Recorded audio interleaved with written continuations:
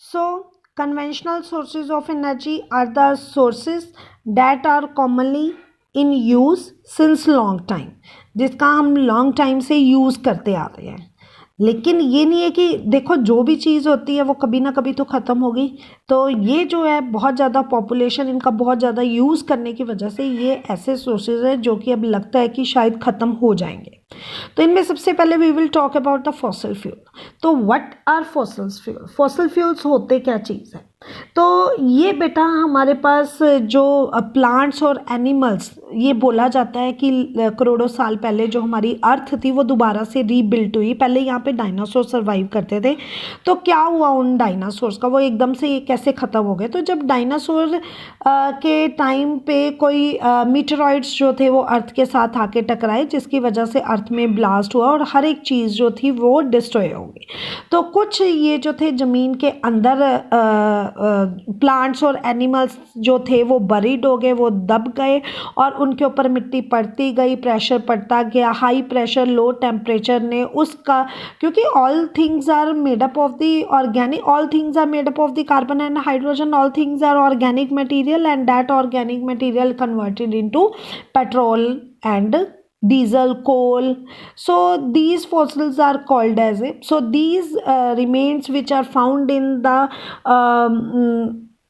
found in the कह सकते हो in the sea, so they are called as a petrol, और जो under the soil या mines में मिलते that are called as a coal, and both collectively are called as a fossil fuels. So ये जो fossil fuels हैं, these are the remaining of prehistoric plants and animals which got buried inside the earth.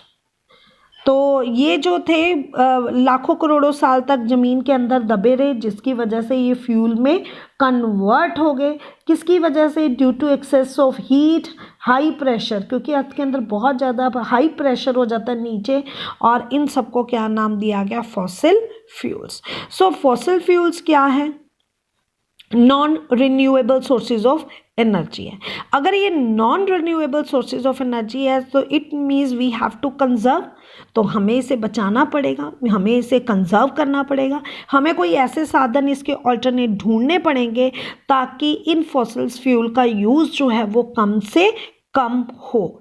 नहीं तो बेटा अगर इनको बनने में करोड़ों साल लग गए, तो अगर ये धरती से ख़त्म हो गए तो हम इनको इतना ही टाइम और लगेगा इन सब जो हमारे पास फॉसिल फ्यूल है इनको बनाने के लिए।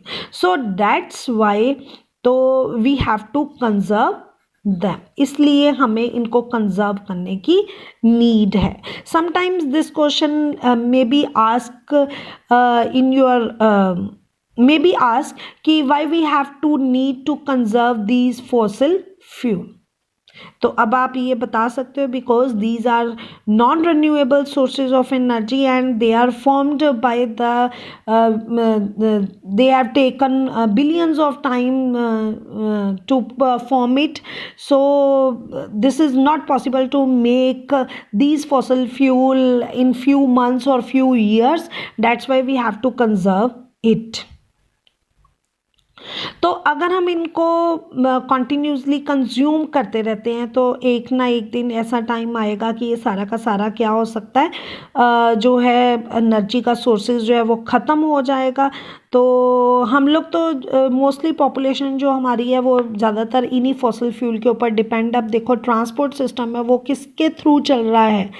वो सारा किसके थ्रू चल रहा है? पेट्रोल डीजल के थ्रू ही चल रहा है।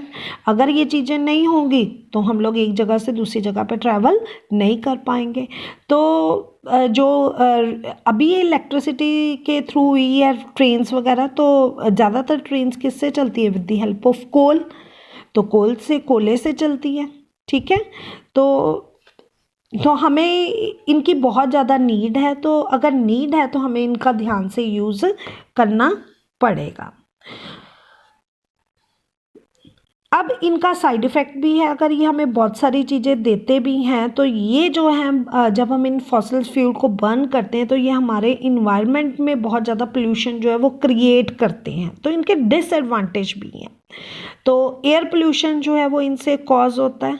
उसके अलावा एसिड रेन्स जो होती है वो इनके से बनती है। अब एसिड रेन कैसे, बिकॉज देखो जब हम इन फ्यूसल फ्यूल को बर्न करते हैं तो नाइट्रोजन डाइऑक्साइड या सल्फर डाइऑक्साइड गैस जो होती है वो रिलीज होती है, वो एटमॉस्फेयर में जाती है और वाटर और ऑक्सीजन के साथ मिलके, ठीक है, it will convert into nitric acid and it will convert into sulphuric acid. तो ये सल्फ्यूरिक एसिड में कन्वर्ट हो जाते हैं and this is called as a acid rain. इसे हम क्या कहते हैं, एसिड रेन कहते हैं।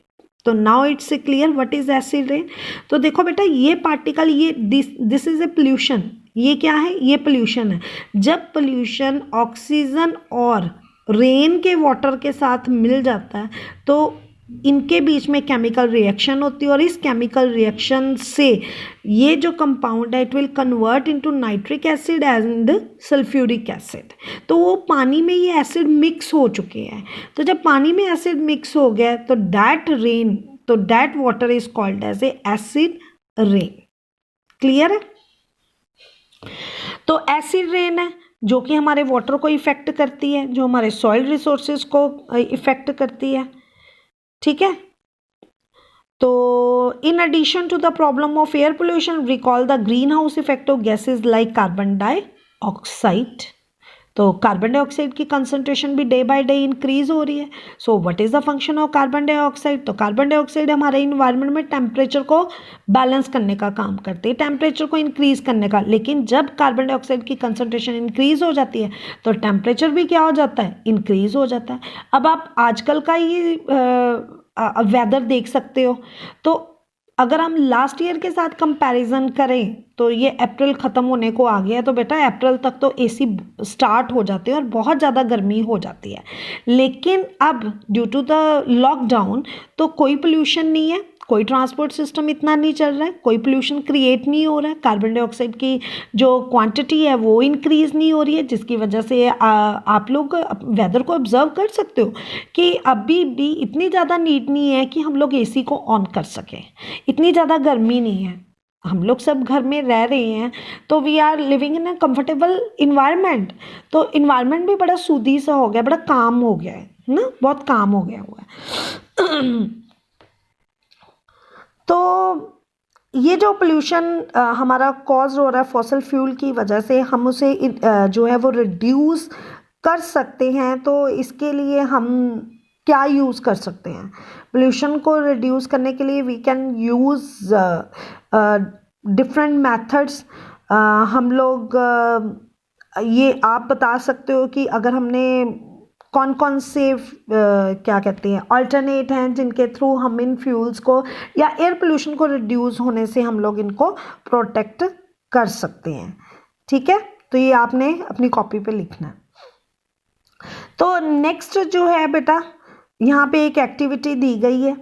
तो इस एक्टिविटी में हम लोग लेट्स सी देखते हैं क्या दिया हुआ है। Take a table tennis ball and make 3 slits into it. Put semicircular fins, cut a metal sheet into this. Prove the tennis ball is an axile through center.